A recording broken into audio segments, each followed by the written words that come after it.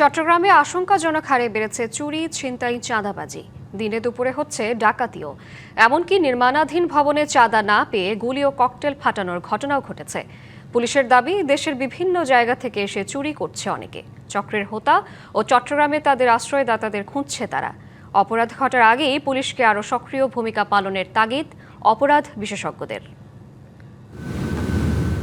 22 জুলাই দুপুর 1:25 নগরীর বাইজিৎ এলাকার একটি দোকানের চুরির দৃশ্য এটি।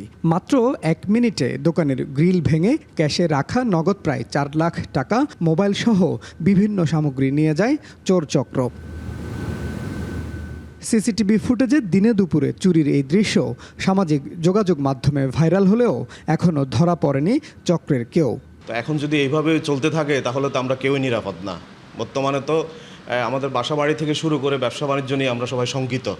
একই সময়ে নগরীর জামাল খানের হেমসেননেল এলাকায় ঘটে আরও একটি চুরির ঘটনা। ব্যবসায়ীর বাসায় 2টি দরজার তালা ভেঙে নগদ প্রায় 1.5 লাখ টাকা সহ নিয়ে যায় দামি মোবাইল ফোন।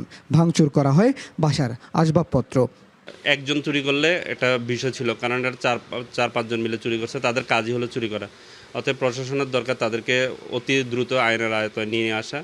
শুধু এই 2টি ঘটনাই নয়, নগরীতে হরহামেশাই ঘটছে চুরি, ছিনতাই ও ডাকাতির ঘটনা। রাতে অন্ধকার নামলেই ব্যস্ত সড়কে গাড়ি থামিয়ে ছিনতাই, নির্মাণাধীন ভবনে চাঁদা না পেয়ে গুলি ও ককটেল বিস্ফোরণের ঘটনাও ঘটেছে পাহাড়তলী ও বাইজিৎ এলাকায়। অপরাধ বিশ্লেষকরা বলছেন, আইনের শাসন প্রতিষ্ঠায় পুলিশকে আরও কঠোর হতে হবে। বাংলা কিউআর যেখানে নগদ পেমেন্ট সেখানে। সারা দেশে 10 লাখেরও বেশি মার্চেন্টে নগদে পেমেন্ট করুন খুব সহজে। প্রয়োজনে জনগণকে সম্পৃক্ত করার তাগিদ তাদের। যে এলাকাগুলো ঝুঁকিপূর্ণ হটস্পট যেগুলো রয়েছে, সেই হটস্পটগুলোতে পুলিশকে নিয়মিত তাদের টহল জোরদার করতে হবে।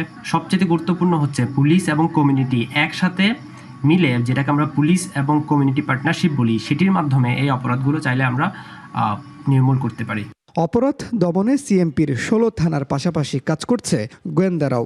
তবে নগরীর বাইরে থেকে এসে ভাসমান চোর, চুরি শেষে আবার বেরিয়ে যাওয়াকে চ্যালেঞ্জ বলছেন পুলিশ কর্মকর্তারা। থানা পুলিশ এবং পাশাপাশি পুলিশ ফাঁড়ি যারা আছে তারা তো সার্বক্ষণিক টহলে এবং সার্বক্ষণিক দায়িত্বে নজরদারিতে আছে। পাশাপাশি আমাদের গোয়েন্দা সংস্থা আছে। অপরাধ ঘটার পূর্বে যদি আমাদের কোনো ইন্টেলিজেন্স থাকে বা কোনো পক্ষ থেকে আমরা সংবাদ পেয়ে থাকি, অবশ্যই আমরা এটা রেসপন্স করার চেষ্টা করি এবং রেসপন্স করছি, যার জন্য অপরাধ ঘটার পূর্বে এবং অপরাধ ঘটার পরবর্তী অ্যাকশনটা আপনারা দেখেন।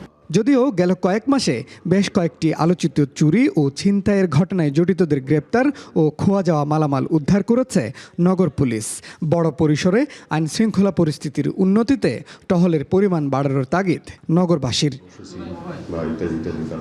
Mujibul Haque, DBC news, Chittagong.